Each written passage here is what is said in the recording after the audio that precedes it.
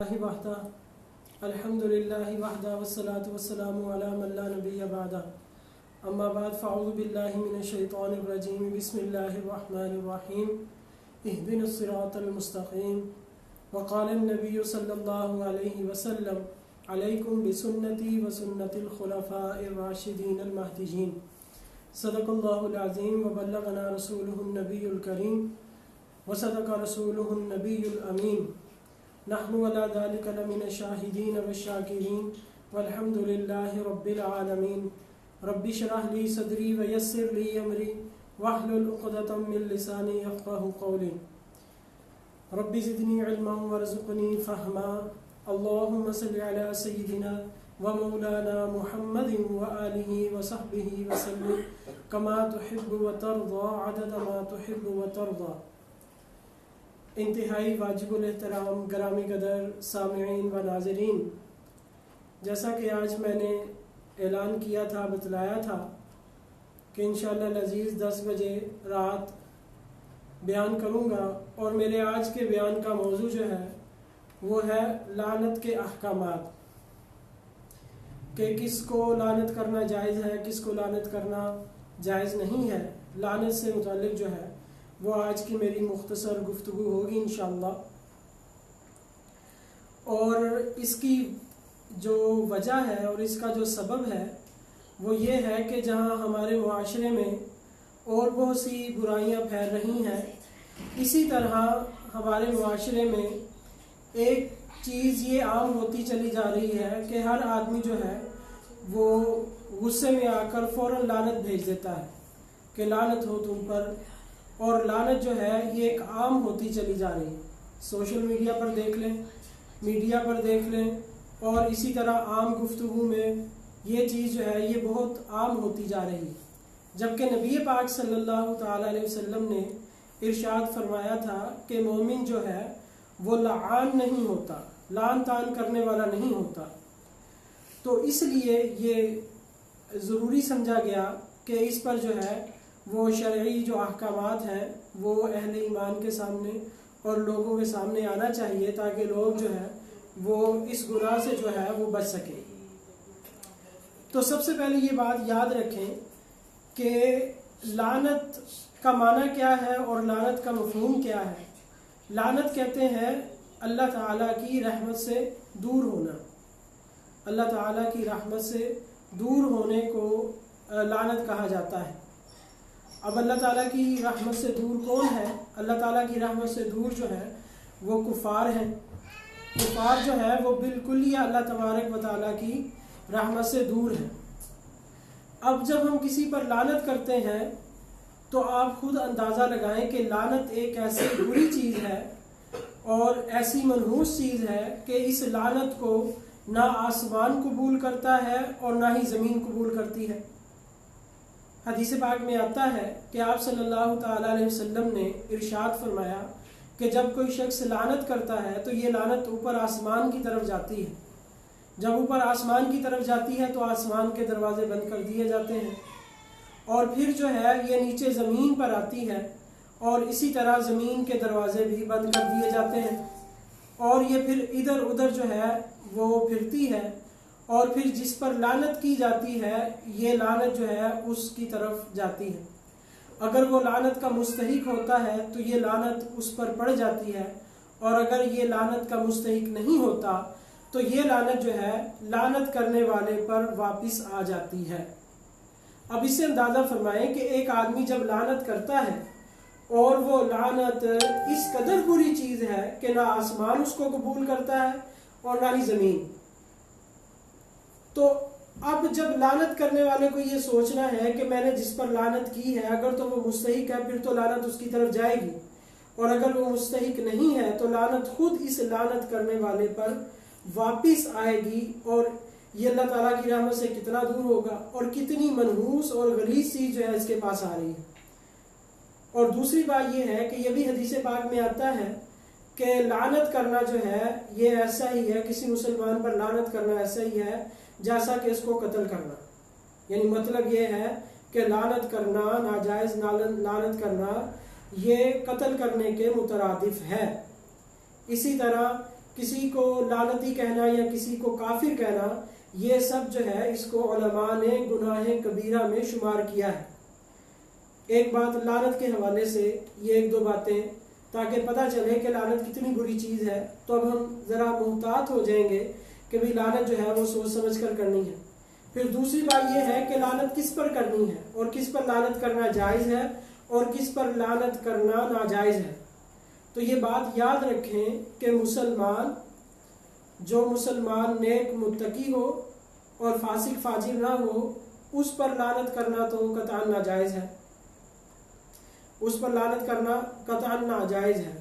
پھر اس کے بعد لعنت کس پر کی جائے گی؟ لعنت کے بارے میں یہ ضابطہ ہے کہ وہ آدمی جو کافر ہے اور اس کا کفر پر مرنا جو ہے وہ یقینی معلوم ہے، کہ ایک آدمی کے بارے میں ہمیں پکا پتہ ہے کہ یہ حالت کفر میں مرا ہے، جس طرح ابو جہل ہے، ابو لہب ہے، مرزا غلام احمد قادیانی ہے، یا دیگر کفار جو ہے جن کا حالت کفر پر مرنا یقینی ہے، ان پر لعنت کرنا جو ہے یہ جائز ہے، ان پر لعنت کرنا جائز ہے۔ اور جو مسلمان زندہ ہے اور جو مسلمان جو ہے وہ ایک مسلمان فاسق اور فاجر ہے، مسلمان ہے لیکن فسق و فجور میں مبتلا ہے، تو آیا اس کا نام لے کر لعنت کی جا سکتی ہے کہ نہیں؟ اور یا کس شخص پر متعین کر کے اس پر لعنت کی جائے گی؟ تو یاد رکھے اسی شخص کو متعین کر کے لعنت کی جا سکتی ہے نام لے کر، جس کا حالت کفر پر مرنا یقینی ہو، اور جس کا حالت کفر پر مرنا یقینی نہ ہو اس کا نام لے کر اس پر لعنت کرنا جو ہے یہ درست نہیں ہے۔ ہاں، عام گناہوں کی طرف نسبت کرنا لعنت کی یہ درست ہے۔ گناہوں، مثال کے طور پر ظلم جو ہے یہ گناہ کبیرہ ہے، کسی پر ظلم اور زیادتی کرنا، تو اس طرح کہنا کہ یا اللہ ظالموں پر اللہ کی لعنت ہو، یہ درست ہے۔ لیکن اگر کوئی مسلمان ظالم ہے، آپ اس کا نام لے کر نہیں کہہ سکتے کہ تجھ پر لعنت ہو۔ مثال کے طور پر زید ہے، اب ہم یہ کہیں کہ زید نے اگر کسی پر ظلم کیا ہے، ہم زید کا نام لے کر یہ کہیں کہ زید پر اللہ کی لعنت ہو، یہ درست نہیں ہے، کیونکہ وہ ہے تو مسلمان، اب اس کا نام لے کر جو ہے وہ لعنت نہیں کر سکتے۔ ہاں، یہ کہا جا سکتا ہے کہ ظالموں پر لعنت ہو، جیسا کہ قرآن نے کہا ہے، ظالموں پر لعنت قرآن نے کی ہے، کافروں پر لعنت کی ہے، اور اسی طرح جو ہے وہ اللہ تبارک و تعالیٰ نے جو لوگ دین کو چھوڑ دیتے ہیں، مرتد ہو جاتے ہیں، ان پر جو ہے وہ لعنت وارد ہوئی ہے مختلف گناہوں پر۔ تقریباً 10 کے قریب گناہ ہے جن پر جو ہے وہ لعنت کی گئی ہے، منافقین پر لعنت کی گئی ہے، لیکن عام طور پر کہیں بھی اللہ تبارک و تعالیٰ نے نام لے کر جو ہے وہ لعنت کو بیان نہیں کیا گیا۔ ظالموں پر لعنت، کافروں پر لعنت، جھوٹوں پر لعنت، اسی طرح جو ہے یہ کہا گیا۔ اور احادیث مبارکہ میں بھی جو لعنت کے الفاظ آئے ہیں وہ گناہ کی طرف عام طور پر منسوب ہو کر آئے ہیں، لیکن اگر کوئی آدمی گنہگار ہے تو اس کا نام لے کر لعنت کرنا یہ صحیح اور درست نہیں ہے۔ بخاری شریف میں روایت ہے کہ ایک شخص جو ہے وہ نبی پاک صلی اللہ تعالیٰ علیہ وسلم کی خدمت پہ لایا گیا کہ جو شراب پیتا تھا، وہ بار بار شراب پینے کی وجہ سے اس کو آپ صلی اللہ تعالیٰ علیہ وسلم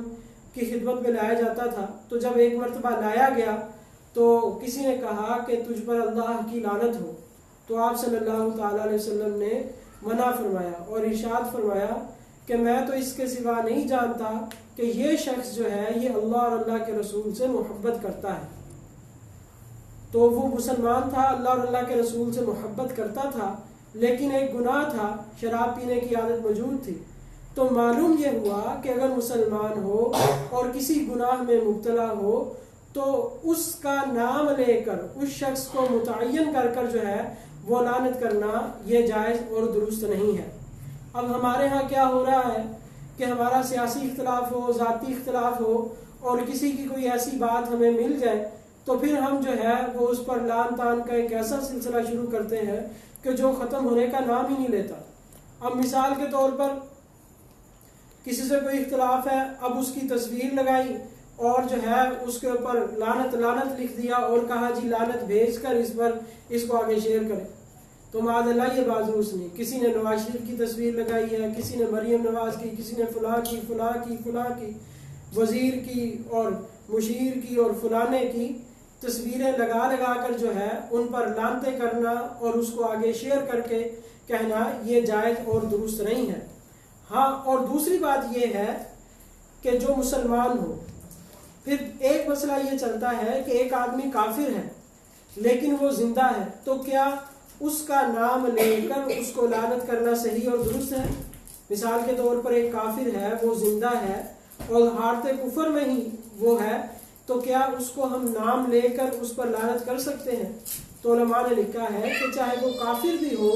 اس کو متعین کر کے اس کا نام لے کر اس پر لعنت کرنا یہ درست نہیں ہے، کیونکہ ہو سکتا ہے، ممکن ہے کہ اللہ تبارک و تعالیٰ اس کو ہدایت عطا فرما دے اور اس کا خاتمہ جو ہے وہ ایمان پر ہو جائے۔ تو اتنی احتیاط شریعت میں کی گئی ہے، کیونکہ لعنت کوئی معمولی چیز نہیں ہے۔ ہم اس کو معمولی چیز سمجھتے ہیں اور ہر ایک دوسرے پر لعنت کرتے ہیں، پھٹے منہ اور لعنت یہ الفاظ کہتے ہیں، یہ مومن کی شان نہیں ہے۔ مومن کی گفتگو میں شائستگی ہوتی ہے، وہ بجائے اس کے جب کسی مسلمان سے کوئی گناہ ہو جاتا ہے۔ اب دیکھیں قرآن پاک میں ایک جگہ اللہ تعالیٰ ارشاد فرماتے ہیں کہ جو لوگ کفار ہیں اور وہ حالت کفر میں مر گئے ان پر اللہ تعالیٰ کی لعنت ہے۔ تو اللہ تعالیٰ نے اس آیت میں یہ واضح فرما دیا کہ ان پر لعنت کے وہ مستحق کب ہے، جب وہ حالت کفر میں مر جائیں۔ جب وہ حالت کفر میں کوئی مر جائے تو اس پر متعین کر کے جو ہے وہ لعنت کرنا درست ہے۔ اور آج ہم دیکھتے ہیں کہ ایک مسلمان ہے، چلو جیسا کیسا بھی ہے عملی اعتبار سے، وہ اگرچہ کمزور ہی کیوں نہیں ہے لیکن اس کے دل میں ایمان ہے، لا الہ الا اللہ محمد الرسول اللہ کی تصدیق کرتا ہے، اور اس سے اگر کوئی گناہ ہو گیا، کوئی غلطی ہو گئی، تو ہمارا یہ کام نہیں ہے کہ ہم اس کے لیے جو ہے وہ لعنتوں کا ہار اس کو پہنا دیں اور اس کو جو ہے اس کی تصویر بنا کر فیس بک پر اور واٹس ایپ پر اور سوشل میڈیا پر جو ہے وہ ہم ایک لعنتوں کا سلسلہ شروع کر دیں۔ یہ درست نہیں ہے۔ اور یاد رکھیں جو سلسلہ جو پہلی بار اس کو شروع کرتا ہے اور آگے جتنے لوگ اس پر لعنت بھیجیں گے، اس سب کا گناہ جو ہے وہ اسی پر ہی آئے گا۔ حدیث پاک میں آتا ہے نا، جس نے کوئی اچھا کام کیا اور اچھے کام کا سبب اور ذریعہ بنا اور پھر لوگوں نے وہ اچھا کام کیا، تو ان سب کرنے والوں کا جو ہے وہ اجر و ثواب اس کو بھی ملے گا۔ اسی طرح اگر کوئی برائی ایجاد کرتا ہے اور وہ بعد میں آنے والے لوگ وہ برائی کرتے ہیں، تو وہ جو گناہ کریں گے اس گناہ میں اس ایجاد کرنے والے کا بھی حصہ ہوگا۔ تو اس لیے یہ سوشل میڈیا جو ہے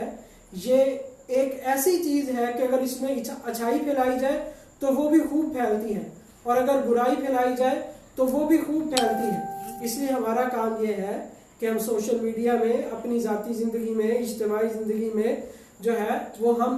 شریعت کے پابند ہوں اور اللہ کے رسول صلی اللہ تعالیٰ علیہ وسلم کی اطاعت کو لازم پکڑ لیں، اور اس میں جو ہے وہ ہم اپنی ذاتی رنجش کو، ذاتی ملال کو جو ہے وہ ہم اس کو آڑے نہ آنے دیں۔ تو اللہ تبارک و تعالیٰ سے دعا ہے کہ اللہ تبارک و تعالیٰ ہم سب کو دین کو سیکھ کر اس پر جو ہے وہ عمل کرنے کی توفیق عطا فرمائے، اور جو اللہ تعالیٰ نے مومنین کی صفات بیان کی ہیں اور جو نبی پاک صلی اللہ تعالیٰ علیہ وسلم نے ایمان والوں کی صفات بیان کی ہیں، اللہ تعالیٰ وہ سب صفات جو ہے وہ ہم میں پیدا فرمائے، اور جو اللہ اور اللہ کے رسول نے جو گنہگاروں کی جن صفات کا تذکرہ کیا ہے، اللہ تعالیٰ ہم سب کی اس سے حفاظت فرمائے۔ وآخر دعوانا ان الحمد للہ رب العالمین، الحمد للہ رب العالمین والعاقبۃ للمتقین، والصلاۃ والسلام علی اشرف الانبیاء والمرسلین۔ یا اللہ ہم سب کو اور پوری امت مسلمہ کو تیرے پیارے محبوب صلی اللہ تعالیٰ علیہ وسلم نے جو خیر اور بھلائی کی دعائیں مانگی ہیں وہ سب ہمیں عطا فرما، اور تیرے محبوب صلی اللہ علیہ وسلم نے جن شرور سے پناہ مانگی ہے ہم سب کو، پوری امت مسلمہ کو محفوظ فرما۔ وانت المستعان وعلیک البلاغ ولا حول ولا قوة الا باللہ، وصلی اللہ علی النبی الکریم وعلی آلہ وصحبہ وامتہ اجمعین برحمتک یا